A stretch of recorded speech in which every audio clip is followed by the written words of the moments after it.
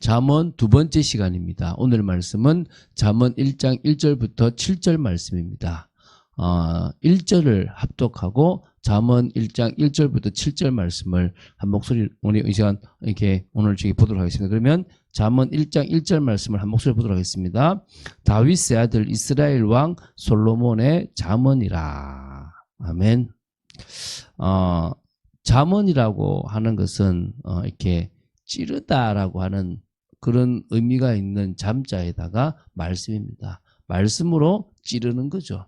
그래서 결국은 교훈이 되고 격언이 되는 그런 말씀입니다. 이 잠언은요, 지혜의 왕 솔로몬을 비롯해서 지혜자들이 지혜 추구를 권면하며 지혜로운 삶을 살기 위하여 일상생활 가운데에서 지켜야 할 실제적인 교훈들을 제시한 잠언들의 선집입니다. 근데 실제적인 어떤 교훈이긴 하지만은 삶에 대한 어떤 처세술이라기보다는 원리를 이야기했다고 보시면 됩니다. 그래서 잠언은 크게 1장부터 9장까지가 첫 번째 1부라고 보시면 되고요. 그리고 잠언 10장부터 29장까지가 2부라고 보시면 되고 30장과 31장을 3부로 보시면 됩니다. 그래서 총 3부분으로 구분해서 볼 수가 있습니다.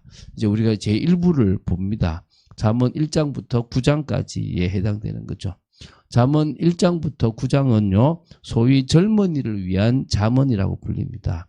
그러니까 아직까지 경험이 없지만은 인생을 살아가야 되고 중요한 하나님의 진리를 알아야 되는 이 젊은 자들을 위한 말씀이라고 보시면 됩니다.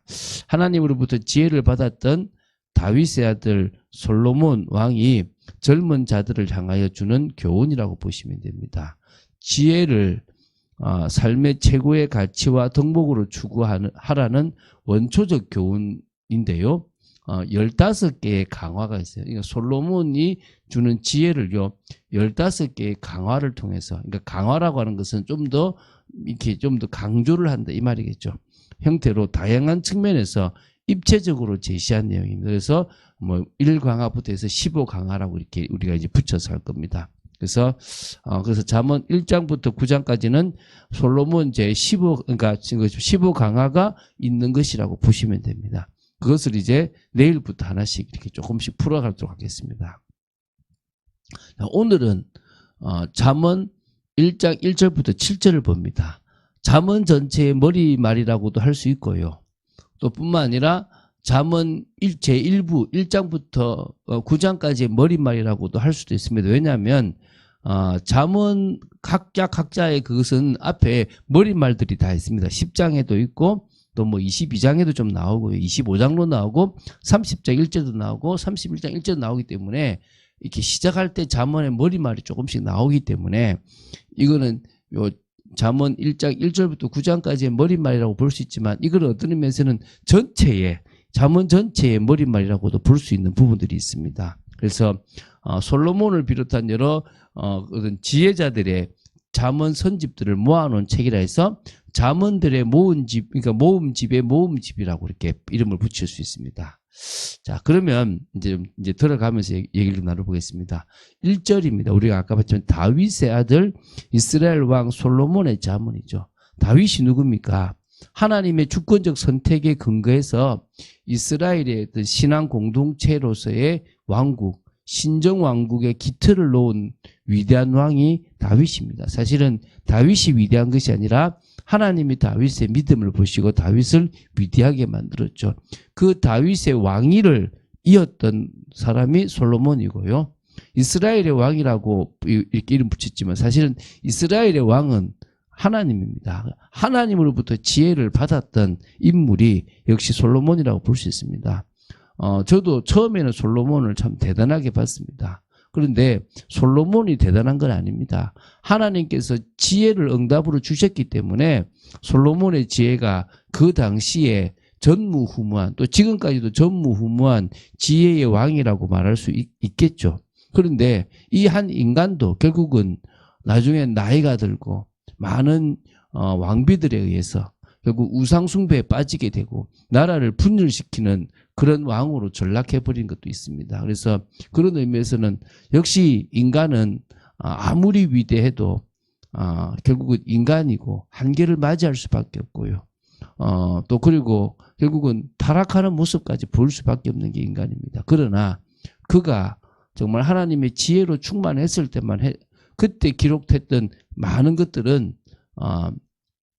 이 세상이 망하기 전까지는 모든 사람들에게 지혜와 교훈을 주고 어떤 것이 진정한 지혜인지를 알게 하는 중요한 부분임은 우리가 알아야 될 줄로 믿습니다. 그런 의미에서 되게 이 시작점이 참 중요한 말씀이라고 볼 수 있다고 봅니다. 그래서 하나님으로부터 지혜를 받은 솔로몬이 이렇게 말했던 여러 잠언들, 여러 교훈들, 여러 그런 정말 저런 지혜들을 모아놓은 것이 이 잠언이라고 보시면 됩니다. 이제 2절부터 6절입니다. 솔로몬의 교훈, 여러 교훈들을 강화시키기 위해서 이렇게 수집했어요. 솔로몬의 지혜가 대단하다, 교훈들이 대단하다는 것을 이렇게 보여주기 위해서 했다고 보시면 됩니다. 그리고 편찬했죠. 그래서 목적을 밝히고 있습니다. 사실은 이 잠언을 기록한 목적이 총 4가지가 있는데요. 그건 이렇게 여기 보면 이는 지혜와 훈계를 알게 하며, 이 첫 번째죠. 두 번째가 명철의 말씀을 깨닫게 하며, 그리고 또 이제 그 두 번째입니다. 세 번째는 지혜롭게, 공의롭게, 정의롭게, 정직하게 행할 일에 대하여 훈계를 받게 하며, 이게 세 번째죠. 훈계를 받게 하고요. 어리석은 자를 슬기롭게 하며, 이걸 4번째로 볼 수 있고요. 그러면서도 이제 다 같이 합치면 젊은 자에게 지식과 근신함을 주기 위함이다. 4개로 봐도 되고 5개로 봐도 되고요. 이런 부분들이 중요하죠. 여기 좀 중요한 단어들이 언급돼요. 지혜, 훈계, 명철, 공의, 정의, 정직, 슬기, 지식 등입니다. 이 단어들이 중요한 것은 잠언서 전체에서 반복적으로 나타나는 단어들입니다. 결국은 우리가 이 잠언서를 통해서 하나님의 지혜, 또 하나님의 훈계, 하나님의 명철, 또 하나님 주시는 공의와 정의와 정직, 슬기, 지식 등을 우리가 우리의 것으로 만들 수 있는 귀한 시간이 될 줄로 믿습니다. 다윗의 아들 이스라엘 왕 솔로몬의 잠언을 기록한 목적이 몇 가지. 첫 번째 다시 보겠습니다. 지혜와 훈계를 알기 위한다고 2절에 나왔죠.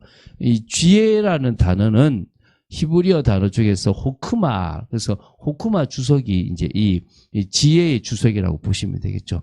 호크마는 단편적인 사실에 대한 지식을 말하는 것은 아닙니다. 삶 전반을 복되고 거룩하게 가꾸도록 하는, 다시 말하면 전인의 영향을 끼치는 사려 깊음이라고 말할 수 있고 신중함이라고 말할 수 있습니다. 그러므로 호크마에는 먼저 신앙적인 의미가 포함되어 있습니다. 그래서 어떤 학자는 지혜를 하나님께 이르는 길과 거기서 벗어나게 하는 그릇된 길이 무엇인지를 인식하는 통찰력으로 규정합니다. 그러니까 지혜라는 것은 내가 어떻게 하면 하나님께 갈 거냐, 너 이렇게 하면 하나님에서 벗어난다, 그것을 통찰하는 그런 통찰력이 바로 쉽게 말하면 지혜라고 보는 거죠. 또 다른 어떤 학자는요, 지혜는요 하나님을 향한 경건한 태도를 간직하도록 돕는 힘으로 규정합니다. 결국 내가 지혜를 가졌다는 것은 뭘 가졌다는 거죠? 힘을 가졌습니다. 그런데 어떤 힘입니까? 하나님 앞에서 경건한 태도를 간직하도록 만드는 힘이라는 겁니다. 그래서 진짜 지혜 있는 자는, 진짜 힘 있는 자는 하나님 앞에 경건함으로 나아갈 수 있습니다. 또 지금 훈계라고 이렇게 지혜와 병렬에서 사용되는 단어가 뭐냐면 무사르라고 합니다. 징계, 책망, 경고 또는 교훈 등의 의미를 가진 단어라고 보시면 됩니다.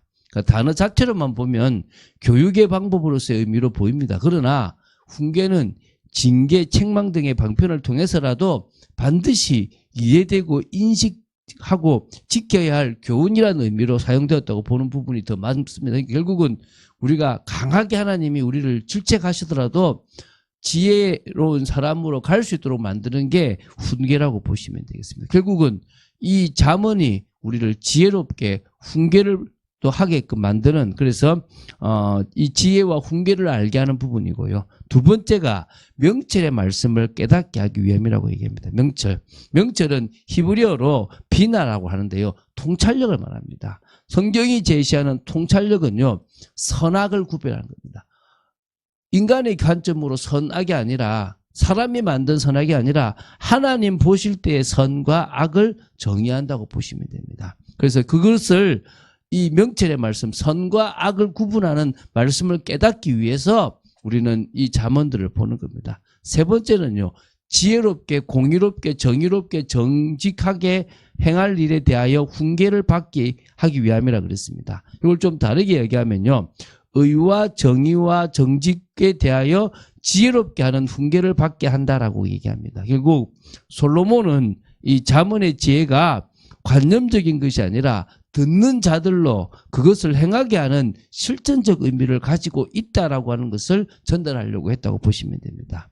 네 번째는요, 어리석은 자를 슬기롭게 한다. 또 젊은 자는 비슷한 수준으로 보면 됩니다. 지식과 근신함을 주기 위함이다. 그래서 이 지혜의 말씀을 통해서 유혹에 약한 어리석은 자로 하여금 외부로부터 끊임없이 밀려오는 죄의 유혹을 과감하게 뿌리칠 수 있게 하기 위한 부분들이 있고요. 또한 아직 인생의 많은 경험이 부족한 상태에 있는 젊은 자들에게 지식과 근신함을 주기 위한 것도 있습니다. 그래서 5절에 보면 이렇게 나오죠. 지혜 있는 자는 듣고 학식이 더할 것이며 명철한 자는 지략을 얻을 것이며 잠언과 비유와 지혜 있는 자의 말과 그 오묘한 말을 깨달으리라. 이것도 어찌 보면 한 목적이 될 수도 있겠죠. 어리석은 자나 모든 사람에게 필요하지만 지혜 있는 자는 더 지혜가 넘치고 학식이 넘치고 명철한 자는 지력을 더 얻게 되는, 그래서 이 잠언과 비유와 지혜 있는 자의 말과 그 오묘함을 깨닫게 되는 축복이 있게 되는 겁니다. 그래서 마지막으로 이제 이 솔로몬이 가장 중요한 근본 사상이라고 봤던 게 뭐냐면 이 신분주의적 지혜관이에요. 그게 뭡니까? 여호와를 경외하는 것이 지식의 근본이거늘 미련한 자는 지혜와 훈계를 멸시하느니라. 다시 말하면요, 어떤 지식이 가장 확실한 지식이고 최고의 지식이냐? 여호와를 경외하는 거예요.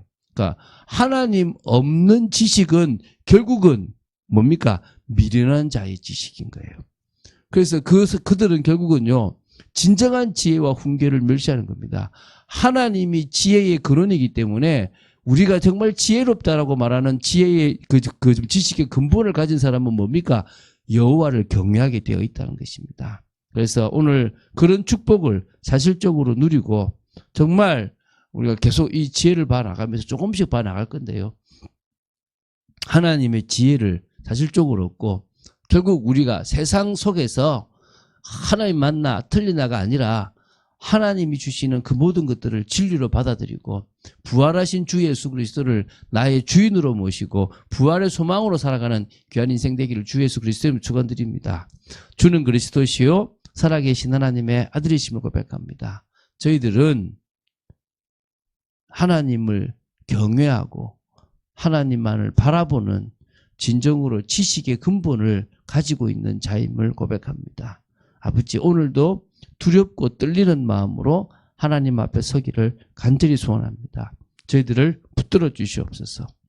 저희들과 함께하여 주시고 또 저희들의 주관자가 되어 주시며 진정으로 부활하신 주님께서 우리의 모든 인생을 책임져 주시기를 간절히 소원합니다.